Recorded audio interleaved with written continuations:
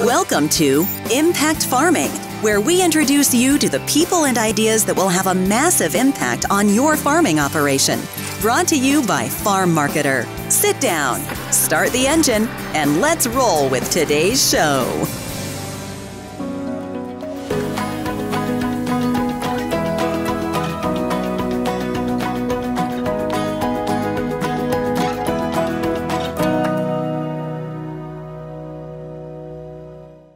Hello everybody, and welcome to another episode of the Impact Farming Show. I have two amazing guests with me today. I have George Sinker and Joe Hentz. George is a lawyer and family enterprise advisor, and Joe is a lawyer and accountant. Welcome, guys. Thank you. Welcome. I am so very excited. As everybody knows that watches this show, this is my thing. I love diving into farm business management, and bringing great ideas from our guests to our audience at home. So today we have a special treat. We are doing a 3-part mini-series on transition planning. And my goal, season 1, we hit a lot of the topics high level. And now my task for season 2, here's the farm girl that's going to come out. I really want to dive into the meat and potatoes and start to give our audience some wisdom like we've done and some actionable items. So are you guys ready for the challenge? I hope so. We're up for it. You are. I know you are. Yeah.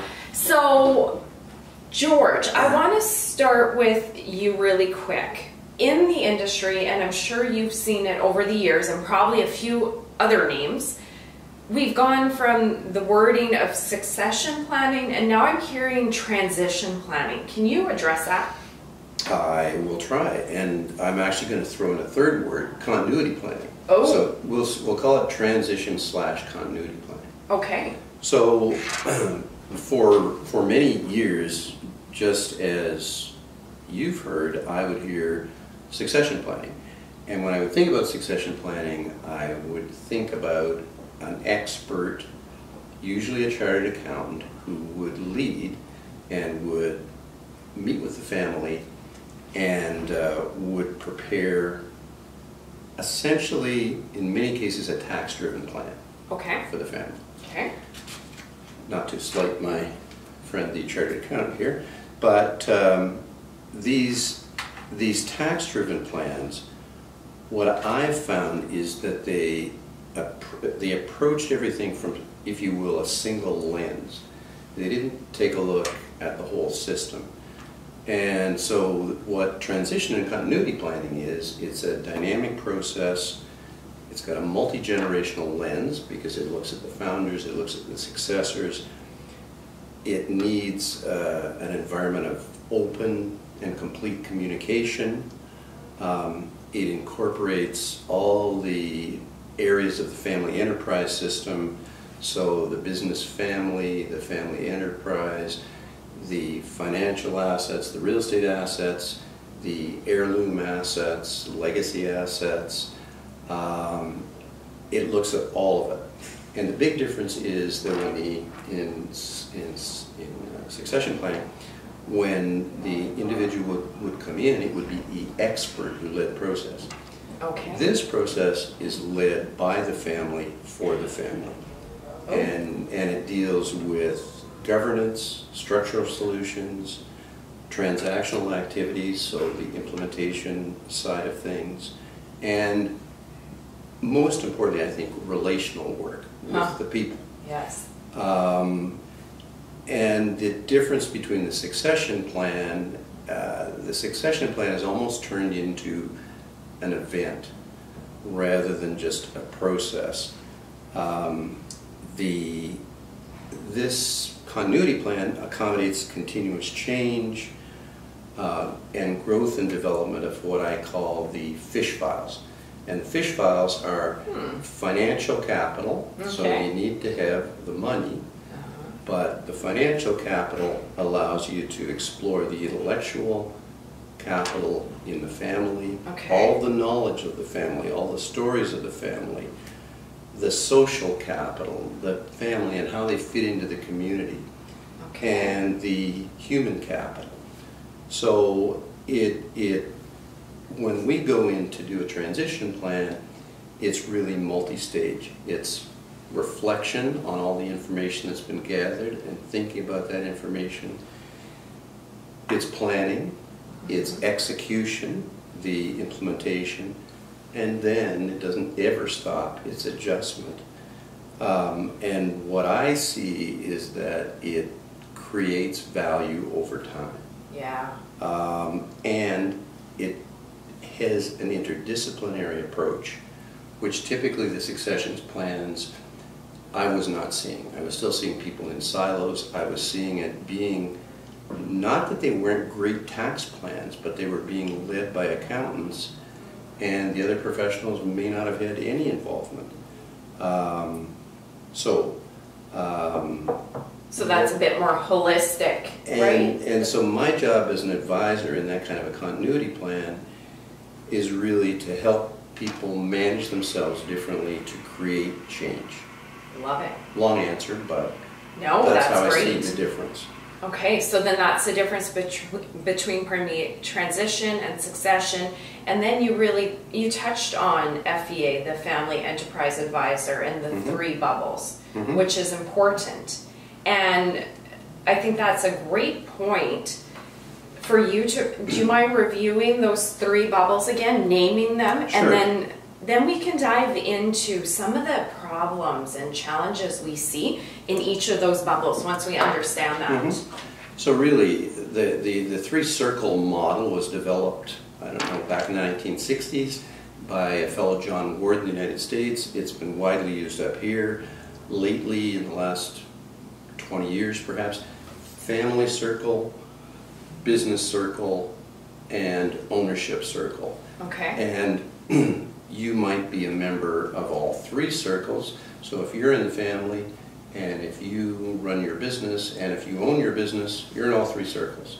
Your spouse might be in the family circle. He might be employed by the business, but if you own all the shares, then he's not a member of the ownership circle. Right. So what we try to do as FEA advisors is work where those circles intersect, which is typically where we see the source of the problems in the family, in the business, and the ownership. All the fun stuff. Yes. Yeah. That's right. So everybody, sometimes we don't like to, as humans, admit that we have challenges in our families or personally, right? And I think it's common knowledge that most families are the same, right? And farm families, we all tend to have the same struggles. And I think it's important to know that, because when we know we're not alone and we're not the only one that has that challenge, then you can breathe a little easier, right? And then I'm going to speak for myself, then maybe I'm not so embarrassed to say, oh my goodness, there's this going on. And when we remove the embarrassment, maybe then we're a little more comfortable seeking help, right? Somebody to come in and help us when we go, oh, okay, this is normal. And advisors that work with farm families, they've probably seen it all, right? From the littlest problem, maybe even to Jerry Springer style. Hopefully not. Everybody's writing books these days, so why not us? Yeah, there you go. Okay, so do you want to touch on some of the different challenges you see in those bubbles? Yeah, all right, we can, and Joe can help me out here, but certainly and I'm going to refer to my notes because there are lots of challenges. So if we talk about just the family circle, the biggest and the foremost, in my mind, is lack of family communication. Oh, yes. No common vision or values. Nepotism, so number 1 son or number 1 daughter, no matter what the functional abilities. Golden child. Yeah. No domestic contracts, no marriage contracts, no prenups, no cohabs. Strangely enough, there is sibling rivalry from time to time. Never. No family participation policies, so no written policies about when you can jump back into the business and whether you can jump over your Uncle Harry just because you went to community college, or whether you have to work outside the family. So no family policies. Okay. Issues of entitlement, so that this should all be mine tomorrow. Mom, Dad died last week, and I think tomorrow you should consider transferring all the shares in the company to me because I'm 23. And what could go wrong? What could go wrong? Divorce, blended families, exclusion, inclusion, lack of family leadership, or is there family leadership? Conflict management. How do we deal with conflict's not a bad thing. We all have conflict. Even I have conflict. But we need to be able to manage that conflict. How as a family do we want to deal if we have abundant wealth? How do we want to deal with philanthropy? And how do we want to deal with our own personal estate planning? Okay. So that's a lot. A lot of things in the family. Yes. Would you like to hear about the business? Please. All right. So in the business circle, what we see sometimes is, what is the compensation? Are there compensation policies? How's compensation going to be set? How's the business performing? How's it growing? Does it have a functioning board of directors? And probably 99% of our farm corporations have a paper board, right, required by law, but no real functioning board of directors. Okay. Does the business have the ability to separate business and personal, business from family? Work-life balance? How do we develop new leaders if the old leader doesn't want to let go? Yeah. Intergenerational dynamics, father and son, brother and sister, management succession. Has management succession been taught? Is there mentoring? Risk tolerance. Maybe I've got more tolerance for risk than you do. It's not a bad thing or a good thing, it's just a different thing. Is there any performance feedback going back to the family members? And again, in the business, do they have common visions and goals similar to the family visions and goals? So those are some things to think about in the business area. And in the area of ownership, things like ownership policies for dividend redemption. Do we have insurance? Issues in ownership about trust, about control, growth versus harvest. So I'm a little older, maybe I want to harvest some of this retained earnings and you want to pour it all back into the business. We talked about letting go, which is I call that transitioning up, not out. Oh, nice. That's good wording.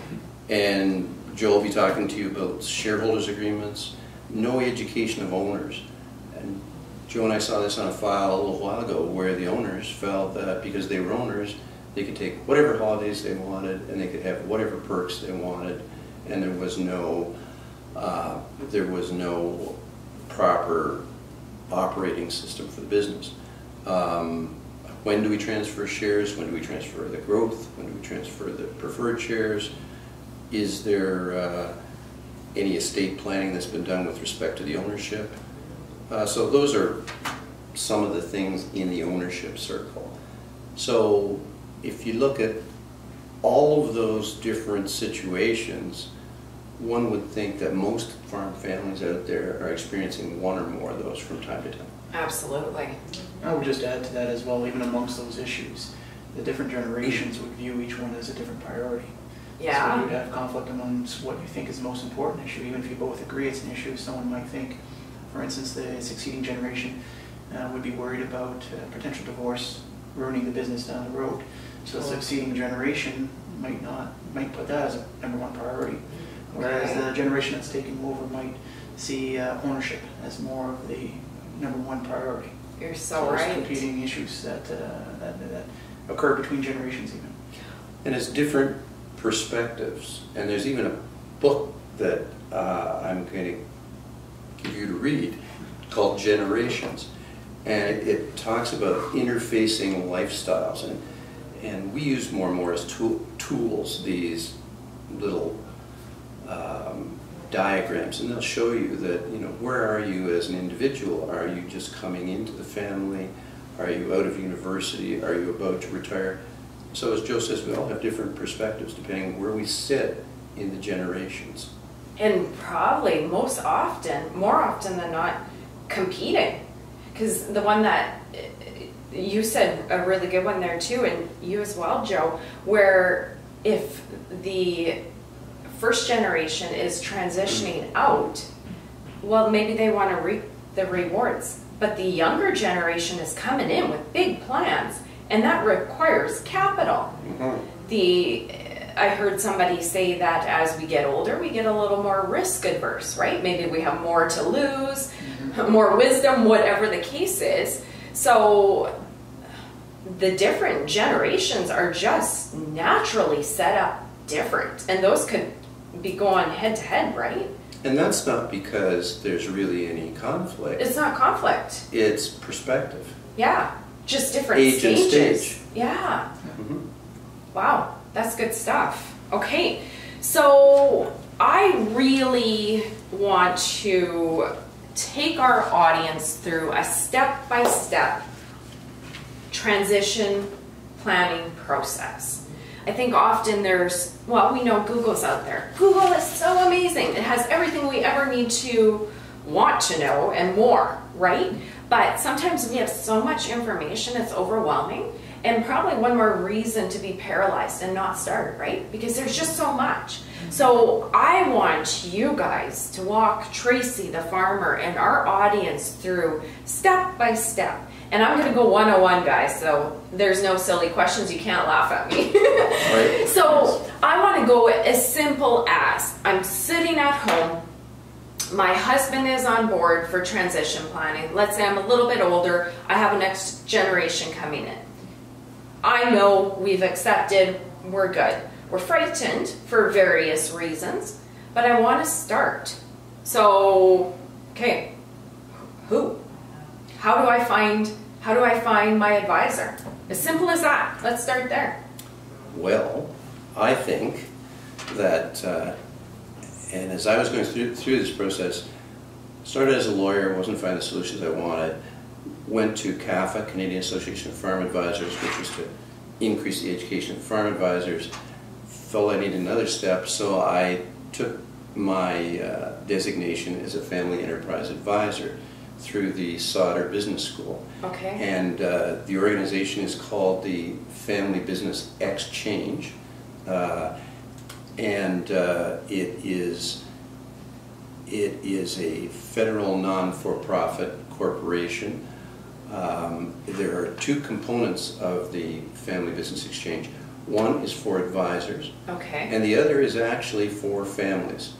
It can be family business in any form, manufacturing, fishing, farming, whatever the business may be, but families can become members of the Family Business Exchange, and they can participate in personal advisory groups. Oh. And they can, without being on a competing level, they get placed with other family business members to discuss some of those problems that we just raised. Okay. So more like a peer group type of thing. Okay. So assuming at this point that you've made the wise choice to hire a family enterprise advisor,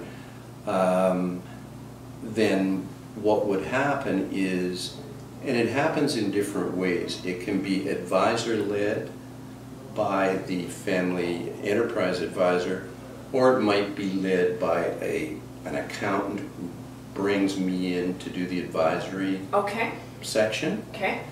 And you know, in the what we're going to talk about today, there's sort of a four-stage process that we've simplified it to be a four-stage process. So you would find your advisor, and well, you know, you've seen this name or someone's recommended them, but you're not too sure yet. And so we have what's called you can call it a beauty pageant, or you can call it a chemistry meeting, or whatever you want, to see whether I fit the family or the family fits me. Perfect. I think that would be important. Yeah. And so the questions are, when you go in there, the most important thing from my perspective as an advisor is to shut up and listen. Listen to what the family has to say. Listen to the nonverbal cues, which are 80% of it in a lot of cases. So what does a family want? What does a family have? what do you need, and what options do you have for me, George, when we're going to go through this plan.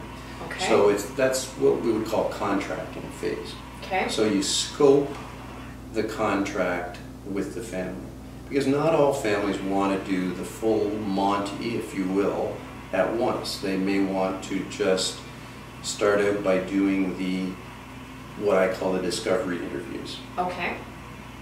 This again is a difference between succession planning, transition planning. With the discoveries, it is important, it's extremely important in my mind that everyone have a voice. They may not have a vote, but they all need a voice. So we interview mom and dad, we interview all of the children, the farming children and the non-farming children. Okay. In the majority of cases, those interviews are done in person. However, if someone happens to live in BC and I'm in Ontario, we can do Skype or any other, interview, telephone, whatever. So while that's all going on, I don't want to be asking them questions about their net worth and their assets. I want to ask curious questions. So we give them a booklet to begin with, maybe in advance of this, saying, okay, give us all your financial info. Okay. Give us all your personal info. So that's all collected. And we will meet with the family. We'll ask them sometimes scaling questions, on a scale of 1 to 10. What do you think about this? What do you think about that? And once I've interviewed all the family members, we put together, if you will, a matrix and figure out what the common themes were that were coming out of that. Smart. And also find that the presenting problem that the family first gave you, perhaps it's not the actual problem, So that's sort of phase one. And then while that's going on, Joe over here, wearing his chartered accountant hat. And we'd be looking for financial statements, Okay. confirming the tax plan, looking at what shares, if they're incorporated, are outstanding, and what's available. From a legal perspective, we'd be looking at what the estate plan has. Is there a current shareholders agreement? What does the ownership structure look like from a legal perspective? And what are the liabilities that are outstanding? And what are some of the other risks that you might want to mitigate from a legal perspective? So that would be part of the discovery stage that's happening kind of in and behind, but working alongside the family enterprise advisor, so that once the issues are clarified, I guess it leads into the next one where you can start putting together a plan that makes sense both from the family perspective, also from a tax perspective, and from a legal perspective that's actually doable. Okay. And probably while Joe is doing that, he's going to do a family farm assessment to take a look at viability. Because okay. if we're going to do an intergenerational transfer, we want to make sure it's viable, because maybe he's going to have to support mom and dad and the child or children for a period of time. So it's got to be viable. And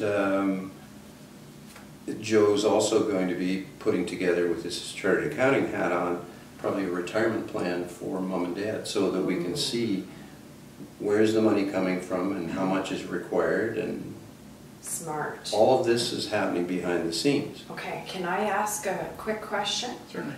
So my question for you guys, and I'm going 101, and I'm thinking, I'm going to put myself in my shoes. I'm a farmer. If I was hiring you guys, I'm going to share some of my thoughts and fears, and I can imagine that they might be shared with a few individuals out there. So I always bravely share and throw myself under the bus. So a few things, and it sounds like common sense, but okay, my financials are very private, right? And we don't go around talking to the neighbors about what we do. Mm-hmm. I, as a business person, I own my business and we own our farm. I get a little weirded out sharing my financials. And that's a very good point, Tracy.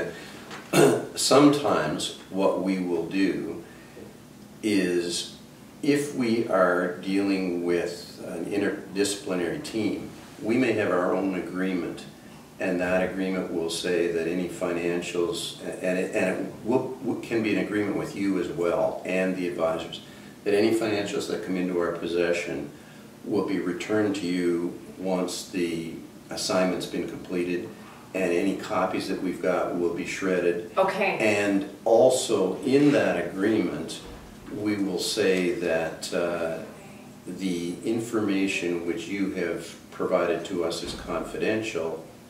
Pardon me, the information vis-a-vis your family is not confidential.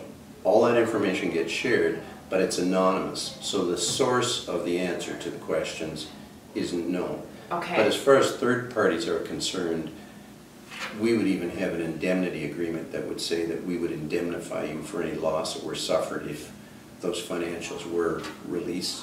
That's Because what I wanted to a, make sure. It is a very sensitive, and people also have competitors out there and they don't want this information going out to come. And as lawyers, we have solicitor-client privilege as well, so that's another layer. The Law Society Good. You'll be allowed to release the information, and your accountant will be bound by similar confidentiality requirements as well. Okay, now But- you guys are making me feel better about But this. as you say, this is why I think that it is important who you deal with, because there are people out there holding themselves out who do not have the same self-governing regulation that we do, and you would want to make sure that the same agreement was in place. Okay, so ask for like a non-disclosure. Simply ask, what Mhm. is your policy for keeping my Exactly. information, financial and otherwise confidential, right? Correct. I just have, and it's probably, I can imagine, not a strange concern, but I get a little weirded out sharing my financials, and even with my professional advisors, it's uncomfortable. So that's one thing I wanted to ask you guys about. So